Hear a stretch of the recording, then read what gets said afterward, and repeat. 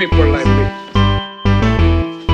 You need people like me so you can point your f***ing fingers and say, that's the bad guy. That's the bad guy. That's the bad guy. That's the bad guy. That's the bad guy.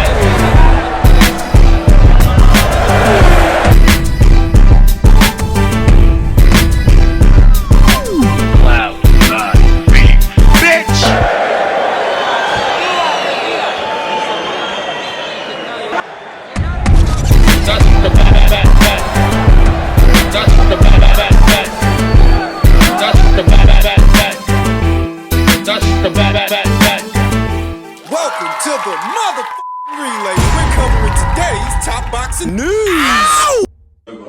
Remember you're running your mouth, because when I bring people up here and I start cracking your glass jaws, none of you will like it. When your jaws start breaking, people start chasing you out of this uni, none of you will like it. Watch your mouths, because you don't know who you're talking to sometimes. I know, listen, all that public eye bullshit, I ain't into all that.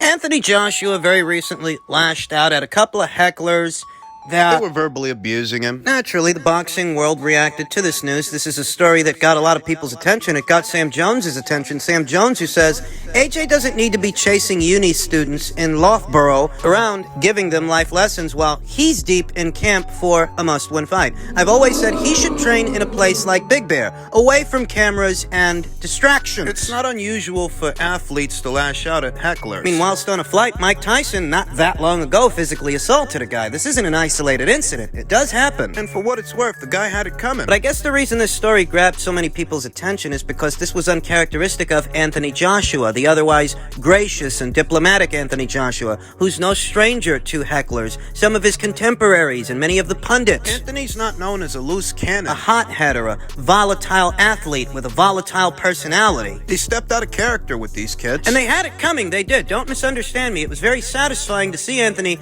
put these hecklers in their place. Maybe they don't realize they're dealing with a world-class athlete, more importantly, a world-class fighter, who wouldn't have to break a sweat to break one of their glass jaws. He wasn't going to take that abuse. He wasn't going to take it lying down. I think what really grabs people's attention about this story is that it's Anthony Joshua doing this. Anthony Joshua, who's known for being an even-tempered and gracious athlete, model sportsman. That's what I think the story is. Is Anthony Joshua starting to crack under pressure? He's normally very composed. But he's under a lot of pressure ahead of this Usyk rematch. It's a make-or-break rematch that could very well affect what happens in the rest of his career. And being under that pressure whilst dealing with these hecklers, is this a sign? I think Anthony is rather a busted flush. And I think Usyk will beat him again. And this time, or shall I say the next time, if it happens, he may well stop him before the end of the 12th round. He's under pressure. It goes without saying. And at this time, a lot of people are writing him off. Legendary British pundit Colin Hart among them. Could this microburst of aggression from Anthony Joshua be a sign of the pressure finally starting to get to him? You know, IBF flyweight champion Sonny Edwards stated, some of the comments I've read. What household was you raised in where you see a 6'6" Olympic hero and a two-time heavyweight champion and think it's a smart idea to shout abuse at him? And if you think he was wrong for reacting... Well, I certainly don't. I think those guys had it coming. Moreover, I think Anthony Joshua, for a lot of people, is a guy who, for them, he just can't do nothing right.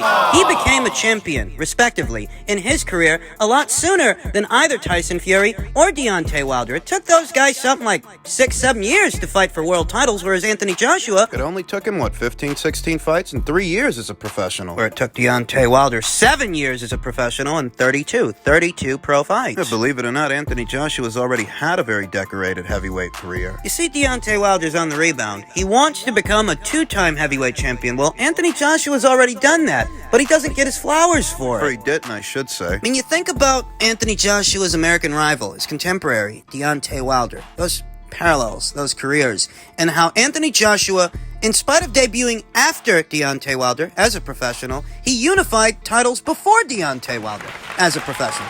as a champion. This doesn't get said enough that Deontay Wilder debuted as a professional years before Anthony Joshua. And Deontay Wilder, like Anthony Joshua, he's an Olympian. Anthony Joshua got the gold, Deontay got the bronze, they're all the same. They're both Olympians. And Deontay Wilder had a head start, but he never unified titles in the heavyweight division, the same way that Anthony Joshua did, only for Anthony Joshua to receive Insults. verbal abuse, criticism, doubters, Heckling from hecklers. These events are happening in sequence. Deontay Wilder, for losing 2 back-to-back fights over the course of roughly 2 years to Tyson Fury, they unveil a statue in his honor, whilst Anthony Joshua, for unifying the heavyweight division, even if he's not in possession of those titles now, he gets hecklers, he gets criticized, he gets verbally abused. Both Deontay Wilder and Anthony Joshua are on the rebound. They both are, but for losing 2 consecutive fights, suffering 2 consecutive beatings to Tyson Fury, Deontay Wilder gets a statue unveiled in his honor, and Anthony Joshua, he gets heckled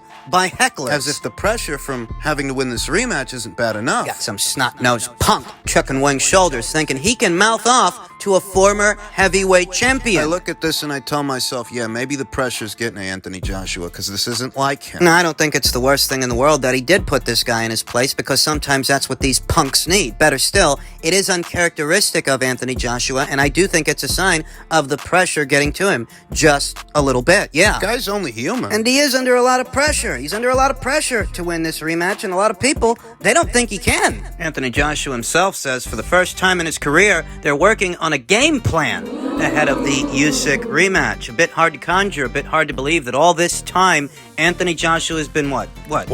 Winging it? Yeah, that's a little hard to believe. Well, in some ways it is, and in some ways it isn't. The former heavyweight champion was quoted as saying, "This is the first time in my career I'd say we are specifically working on a game plan. I've based a lot of my success on raw ability, but the raw ability wasn't enough, so now I'm going to try out this game plan training and see how it goes. I plan to go back to the basics and take this guy out. The Usyk rematch will be the second time Anthony Joshua will attempt to avenge a loss. In June of 2019, Andy Ruiz, yada yada yada." We all know what happened. Because we all know what happened, you know, that first fight with Andy Ruiz, that could be an example of what it is Anthony Joshua is talking about, what it is he's describing, that he doesn't normally exact game plans, not per se. If he were a game plan guy, he wouldn't have went all in with Andy Ruiz and made it easier for Andy to tag him with those hooks, mid-range to inside. If he would have approached that fight with a game plan, that wouldn't have happened. So maybe the first fight with Andy is an example of what he means, that he doesn't use game plans. Although the second fight with Andy makes that a little bit hard to conjure, because some thought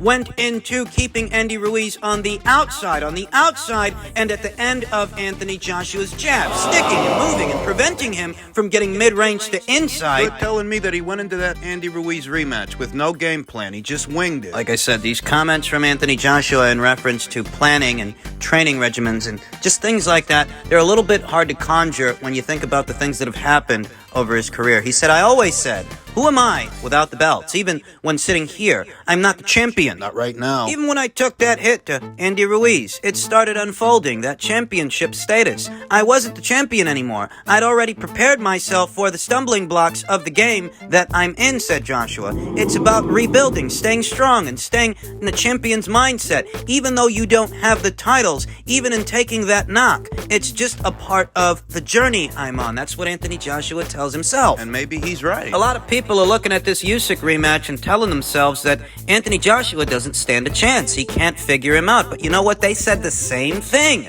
ahead of the Andy Ruiz Jr. rematch. They said that Anthony Joshua, he couldn't possibly hope to avenge that loss given the beating that he took. But you know what? He proved them wrong then. But he proved them wrong with Usyk. Well, I will say this is a harder puzzle to solve. Anthony Joshua fought in that Andy Ruiz rematch the way I expected him to fight in the first fight. Second time he got it right. For those of you that have been following this channel long enough, you will remember me saying that Andy Ruiz is a more dangerous opponent than the originally scheduled Jarrell Miller. That mid-range to inside, Andy Ruiz Jr., those fast hands of his and those quick counters, they can be lethal. And Anthony Joshua has to keep him on the end of his jab on the outside. He didn't do that. He scored a knockdown and got greedy with his success.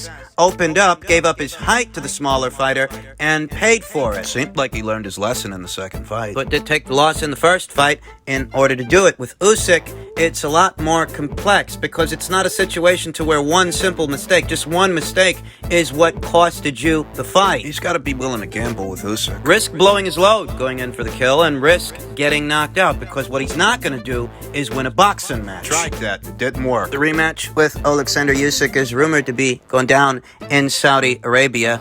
If you couldn't win a decision in your own neck of the woods in the United Kingdom, you won't win one in Saudi Arabia. That's neutral territory. Nobody's got home field advantage there. And the second fight, winning it might be more difficult than the fight. You think Usyk's not beaming with confidence that he's been there and done that, and he just has to do it one more time against a guy who he beat so comprehensively he couldn't possibly hope to get a hometown decision. In his own hometown. A lot of people that saw that fight felt that Anthony Joshua was trying to jab with the jabber, box with the boxer, and that's the mistake that he made. A lot of people felt that Anthony Joshua didn't use his size quite enough, that he didn't impose himself on the naturally smaller fighter, and that's the adjustment he needs to make in the rematch. He needs to go for the gusto, gamble, and risk blowing his load, taking Usyk out by way of knockout. That's the adjustment most people are expecting him to make. They're expecting that he will be more aggressive in the second fight. Shoot that jab and step into it. With bad intentions. Bring over that right hand. Wrestle with the little guy. He's a little guy. He's smaller than you are. Rough him up in the clinch. Fuck him up. Throw him on the ground. Use some roughhouse tactics, because what you're not gonna do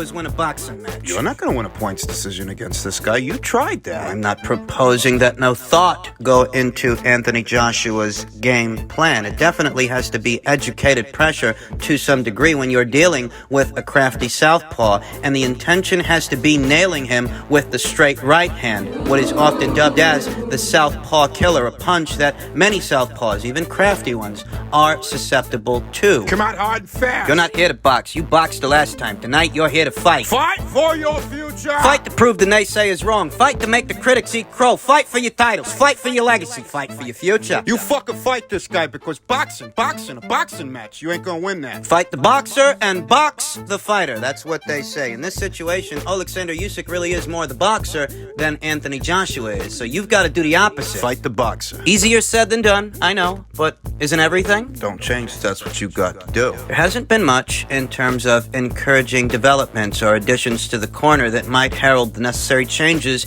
Anthony Joshua needs to make. It very much seems like it really is all on him, just all on him to know what he's going to do differently and what he has to do ahead of that rematch that's likely going to go down in late summer. If it feels like it's taken forever to make an announcement. Don't forget that the crisis in Ukraine had a lot to do with that. Alexander Usyk went over there. He was there for a time, and it took some time for him to decide to go ahead with this rematch. So some time was lost on that. Some weight also. Usyk came back, 20 pounds lighter? At this point, given how long it's taking to make an official announcement, I don't view that as a factor. It's actually a non-factor. Anthony's got to get it together and figure it out. Because the last time out, it was Alexander Usyk that figured him out. He's got to come at this guy so hard and so fast, he ain't got time to think. That's how you disassemble the cerebral boxer. Taking chances, taking risks, risking getting knocked out in order to get that knockout, because you ain't gonna outbox this guy. Finally, encouraging news in the welterweight division. Terence Crawford is 100% confident that the Spence fight happens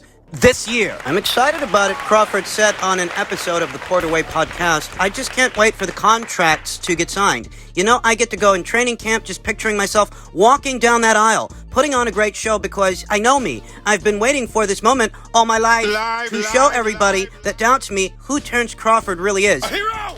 It's right there. It's right there. As if the Spence fight will happen, Crawford offered an unequivocal response. I'm always 100% confident that the Spence fight will happen, Crawford said. This year, like I said, and I meant what I said. Crawford added that he believes the fight must take place in Las Vegas. Not Dallas, Texas. Just anywhere in Texas. Well, we'll see about that. We'll see, because Errol Spence Jr. is a bit of a draw out there. We all know that. But if Las Vegas is more to Terence Crawford's liking, and that's what it takes to make the fight, they should be able to make it work, as there are no longer any cross-promotional or cross-network issues to have to work around. There have never been stumbling blocks, Crawford said. There was never a side of the street. When it came to Terence Crawford divided a side of the street. All these stipulations, all these wrong sides of the street, different promotional companies, and all these type of things, they made them up for Terence Crawford. In my eyes, there was never anything that would have stopped a great fight from happening. Tyson Fury and Deontay Wilder, they fought. I couldn't have said it better myself, even though I already did say it myself many times here on this channel. You can't use sides of the street as an excuse for a fight not to happen when you had to work with those guys on that other side of the street to make the Wilder versus Fury rematch. Regardless of whether Top Rank and Bob Arum were in the picture for the first fight, they were in the picture ahead of the second fight, and you had to work around that. Which you did, and you made that rematch happen, and that third fight. So, sides of the street were never the real problem. The real problem was that Terence Crawford was a riskier fight on paper than all those in-house fights you made in-house. Now, there's been like talks and circulating of like Spence and Crawford going on. Obviously, you want to be the network that hosts that fight. You know, what would it kind of take? Like, how do you get into that position? Do you play an influence at even making that fight happen? You know, making it close. I'll pitch in, you know, if it's helpful. You know, you don't want to be too many cooks in the kitchen in complicated situations. But look, I think there are three elements to the deal. There's, do the fighters want it? You know, and that's very clear. Both of them are absolutely. Are there any, you know, do the promoters want it, or the promoter obstacles? You know, that's out of the way. You know, we don't have that problem anymore. So the question is now, just can we make a deal that makes sense? So I'd say we're 2/3 of the way there. Now that last third is a big piece. What's that third? Here, is it the money? Yeah, making the deals for the fight, you know, and making sure everybody's happy.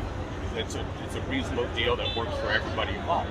So you know, that's the last step. But you know, the other two elements have been resolved. Now it's just about sort of let's make the numbers work and get this done.